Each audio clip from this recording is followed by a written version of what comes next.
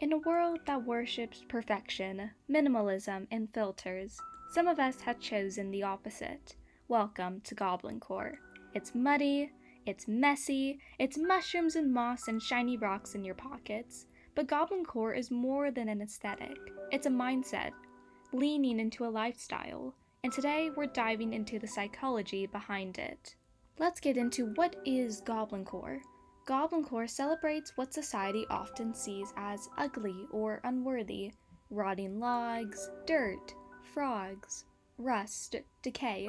It's about finding beauty in the chaos and comfort in the clutter. A lot of the elements in Goblincore are insects or broken coins or anything mossy and mysterious but also broken and not perfect. It leans away from perfection and embraces the imperfections. While other aesthetics romanticize the ethereal or elegant, Goblincore roots you in the real, the raw and the rotting. Now let's talk about the fashion elements of Goblincore. Think of not a runaway type of thing, but think of like you just rolled out of a mossy hollow. Key elements can be shiny rocks, tons of accessories, rusty keys, pouches filled with mysterious objects, cool boots that you would see in The Lord of the Rings or The Hobbit, and just, it has no rules. It is genderless, ruleless, and gloriously unhinged. It's not about looking pretty, it's about looking enchanted. Its purpose is to be comfy, be a bit weird, collect things, now go forage an outfit for yourself. Now that we covered the fashion aspect of it and the basic elements, let's consider the appeal of it. Why are people loving it? Why has it come about in today's world now? It's a rebellion, to simply put it. It's against consumerism, against aesthetic pressure, against Instagram perfect lives. Psychologically, Goblincore offers sensory grounding. Touching moss, handling earthy things, it calms the nervous system.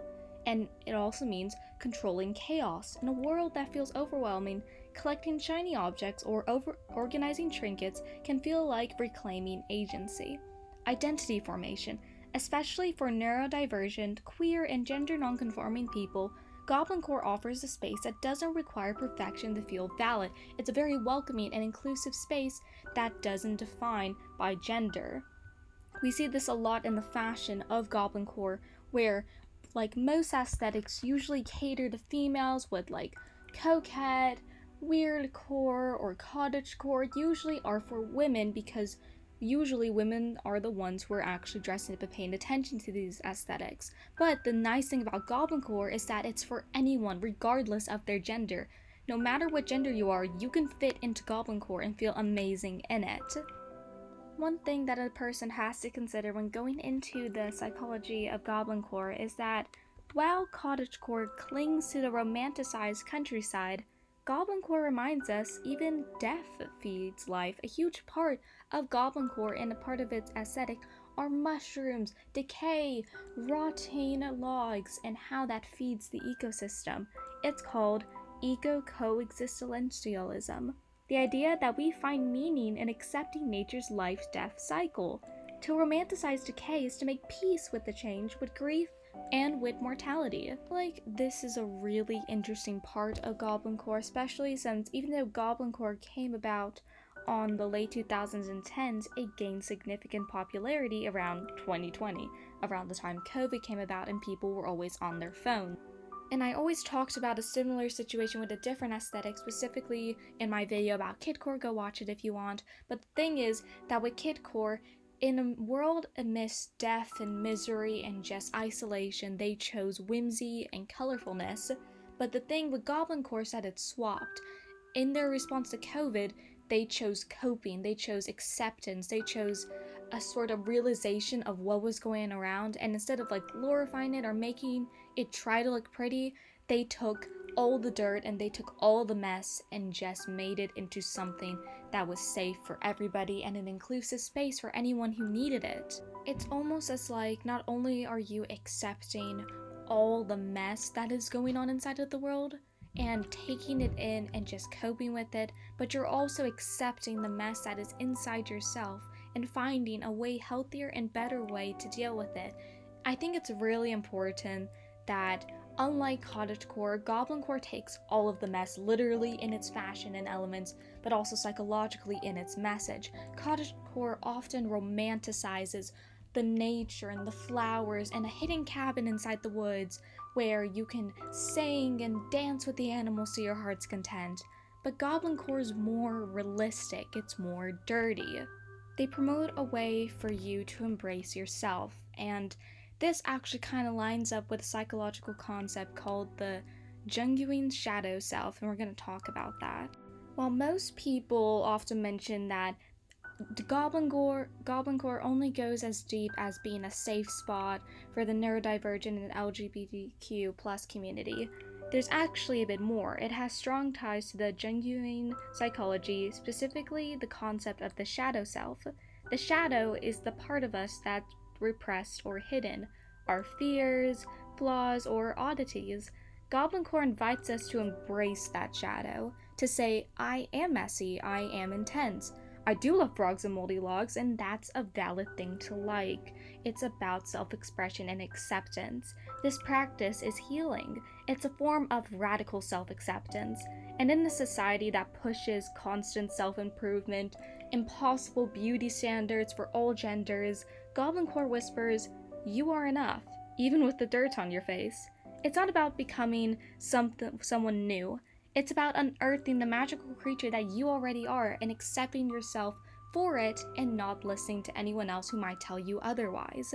There's another really good video I found that gives a good insight into what Goblincore is going to be, so I'm going to run that through real quick. Horror captivated TikTok last year, featuring aesthetically pleasing videos of people making their own bread, candles, enjoying nature, and having picture-perfect picnics. Now, Goblincore has entered the scene as the trend's chaotic, dirty cousin. I look like I'm about to reclaim my throne. Urban Dictionary credits the trend's birth to Tumblr, describing it as a generally cluttered look for those who collect items like damaged coins or items featuring mushrooms, snails, or frogs. With over 1.4 billion views on #Goblincore, it's clear the trend is resonating. Above all, Goblincore has given a safe space to people who are neurodivergent or in the LGBTQ community, allowing them to express themselves through a different kind of fashion and makeup. One goblin even created a TikTok to help transgender people come out. They is actually a boy. For many, the Goblincore trend has helped them accept and embrace their unique aesthetic. I feel like this is a good little summary of what Goblincore means to a ton of people, because it's a really fun, in the end, it's a really fun and safe and comforting aesthetic. And if you want to go deeper into how it's about self-acceptance and self-love, then you can do that too as well. But in reality, not a lot of people go that deep, and they're just comfortable with dressing that way, with loving all the mushrooms and animals and all the dirt and grime, and that's an amazing part of it.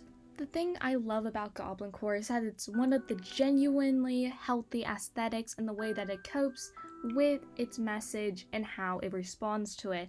Unlike the other aesthetics I've talked about on this channel, such as coquette and kidcore, they are really amazing aesthetics, but when you look into the history and why they're presenting themselves like this, it can get a little dark and a little unhealthy. Not saying that everyone who is in kidcore or into coquette just has a really dark past of trauma, and they just might like the colors or the bows or the just funness of it, and that's totally okay. But some people dress like that in an unhealthy way to cope with trauma.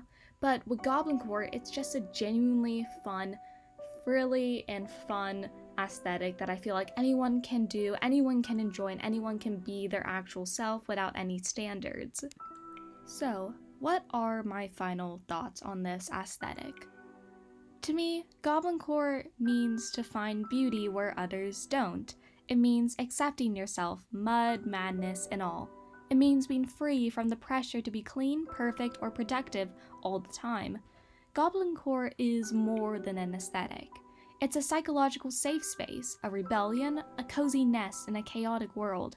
And honestly, it might be the healthiest way to be a little unhinged.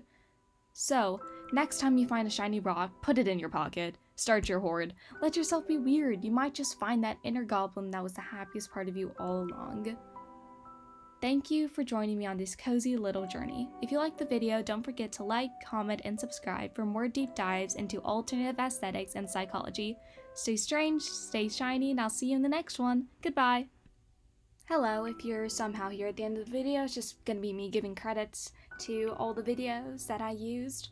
All the photos that you saw were found just on Google, and all the videos should have their YouTuber credits in the bottom left, I believe, because I just screen recorded it and put it on my channel, and everything should be credited as well. Go check out their channels to make amazing content, and thank you for watching.